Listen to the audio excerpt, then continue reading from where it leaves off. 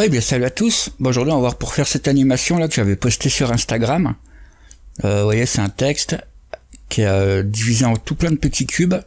Et puis chaque petit cube, en fait, au hasard, il rétrécisse. Donc on va voir pour faire ça. Puis avec les deux miroirs qui sont derrière, bon, c'est vite fait, mais on fera aussi les miroirs et puis voilà. Donc on va dans Cinema 4D. On va faire notre texte. Donc moi maintenant j'utilise R21, je sais pas si vous avez... d'ailleurs dites-moi dans les commentaires si vous utilisez Cinema 4D R21 et aussi si si vous utilisez le moteur de rendu si vous avez par exemple Redshift ou Octane quoi, ou si vous utilisez le moteur rendu de Cinema 4D, parce qu'en fait moi je sais pas trop quoi faire comme tuto, parce que je me dis si je fais un tuto Redshift, il y a personne qui aura Redshift ou l'inverse, donc c'est pour ça je sais pas, j'aimerais bien savoir ce que vous avez, si vous, et puis même avec la version si vous êtes tous passés à R21 ou pas quoi, vu qu'elle vient de sortir, ça fait un petit moment déjà, mais c'est la dernière quoi. Donc on fait un texte, mot graphe, mot texte, on va le centrer. Donc moi je vais taper test par exemple. On va mettre 50 cm en profondeur. Du coup on va le ravancer de 25 parce que vous voyez le devant du texte il est à 0, il est sur la ligne rouge là qu'on voit là. Donc pour le centrer aussi sur l'axe des Z, en fait ici on va mettre en Z moins 25. C'est la moitié de la profondeur ici quoi. Comme ça vous voyez le texte elle est bien centré au milieu de la scène. Bon c'est pas trop important, mais juste si vous aimez bien quand c'est centré. On va prendre une police assez large. Donc ici moi je vais prendre Helvetica Black. Vous voyez elle est bien épaisse. Et couvercle on peut en mettre.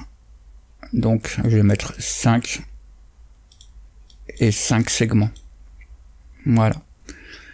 Ensuite pour diviser le texte en tout plein de petits cubes, on va utiliser Fracture Voronoi. Donc mot graphe, Fracture Voronoi. On met le texte dedans. Donc là par défaut ça fracture en tout plein de petites pièces. Mais non on va pas faire comme ça. Donc on va aller dans Source.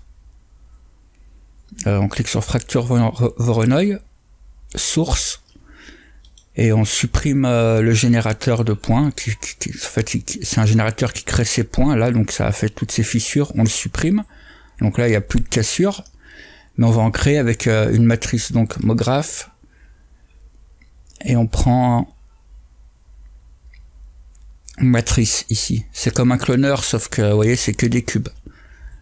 On clique sur la matrice et on va envelopper notre texte avec. Donc on va mettre 20 d'espacement partout.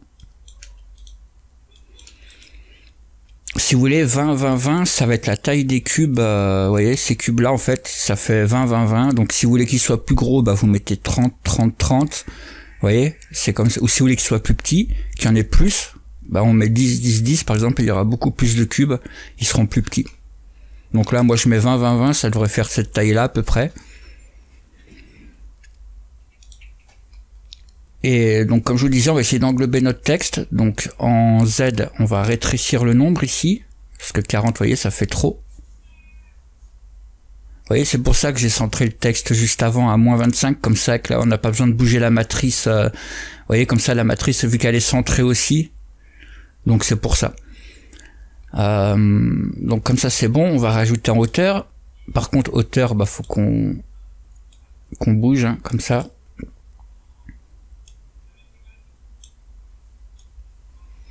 Voilà. Et en X, on peut réduire un petit peu. Voilà. Juste envelopper le texte dans les points, comme ça. Vous voyez. Et c'est bon. Donc on va dans Fracture Voronoi. Je vais enlever la couleur de... Quoi qu'on va laisser, comme ça vous allez voir ce que ça fait. Fracture Voronoi, Source. Et là maintenant, on fait glisser la matrice dans Source. Et si on désactive la matrice, donc vous cliquez sur les petits points. Comme ça on la voit plus, vous voyez, ça fait bien notre carré. Donc par contre, ici ça fait, vous voyez, ça fait un grand... Ah non, c'est parce que c'est pas tout à fait la même couleur. Non, c'est bon. Mais ce qu'on peut regarder, c'est, vous voyez, en bas et en haut, en fait c'est des moitiés de cubes. Moi j'aimerais bien que ça commence à un cube entier en bas, vous voyez, qu'il n'y ait pas ces moitiés de cubes là. Donc ce qu'on peut faire, c'est monter la matrice. Donc là par contre on va désactiver... Ouais, on va laisser les couleurs. Matrice, là on peut la bouger, ça va changer le... Par contre, vous voyez, il faut tirer et relâcher pour voir l'aperçu.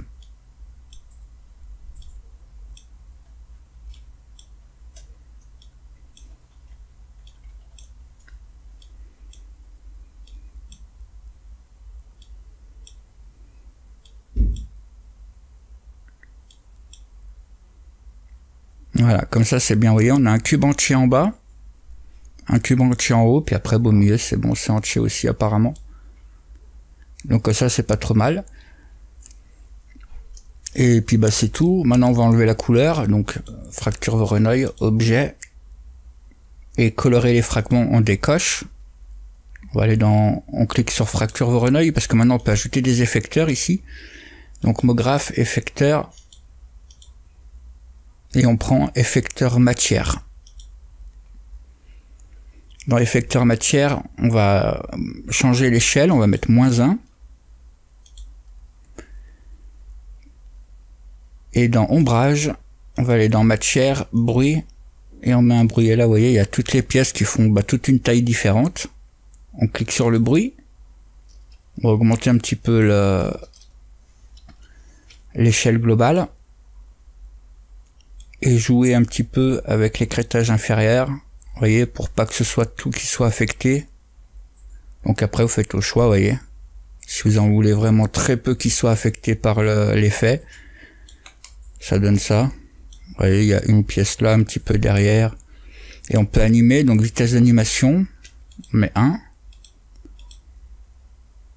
Voilà, si ça va trop vite, bah vous mettez 0,5, ça ira un tout petit peu moins vite. On va faire une animation plus longue.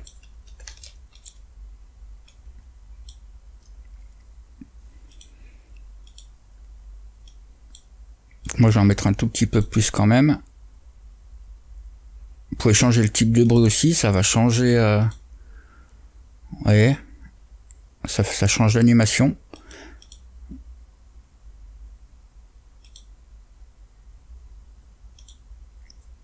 Donc moi je vais remettre le bruit par défaut, c'est bon. Puis bah c'est tout. Donc après pour faire la scène, on va faire un cube, on va l'agrandir.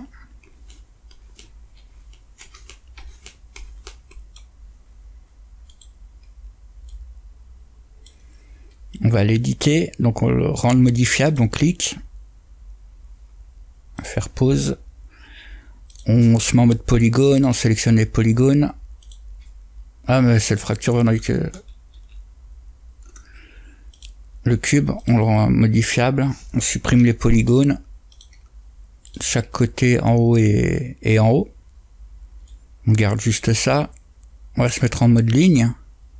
Ici, on clique sur ligne, on sélectionne la ligne là, on fait clic droit, biseau, on va mettre 200 par 25 segments, c'est bon.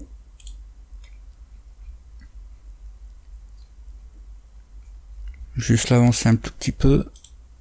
On se remet en mode objet.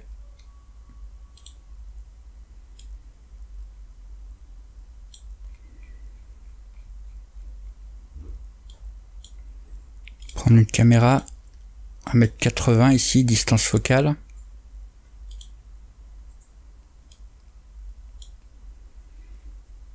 Ouais, c'est bon. Donc on va faire un matériel pour le texte. Donc pour le texte, je crois que j'avais fait bleu. Couleur.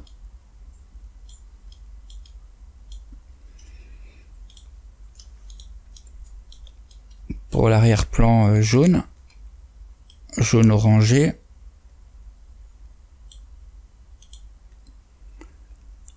Un cube.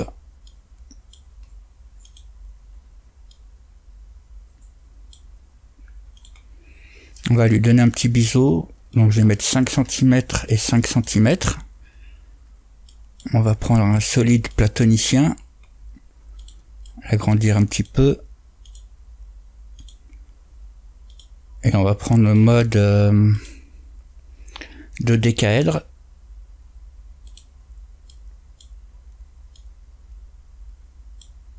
Voilà, et pour faire les matériaux miroirs, juste un matériel, on met le même pour les deux.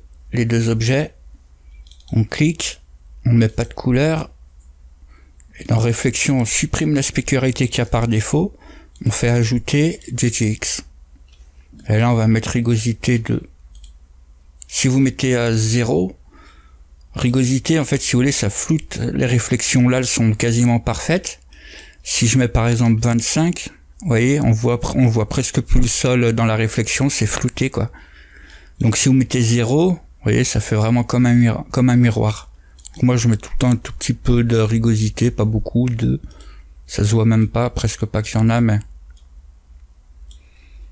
si on regarde, regardez là.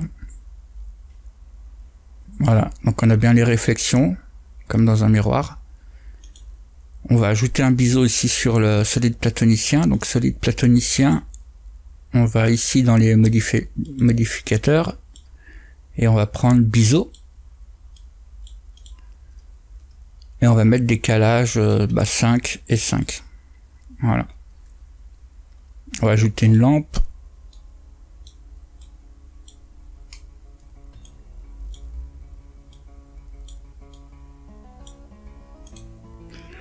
Ombre surfacique. On clique sur physique, et on va mettre en qualité moyenne. Effet. Illumination globale. Voilà. On regarde.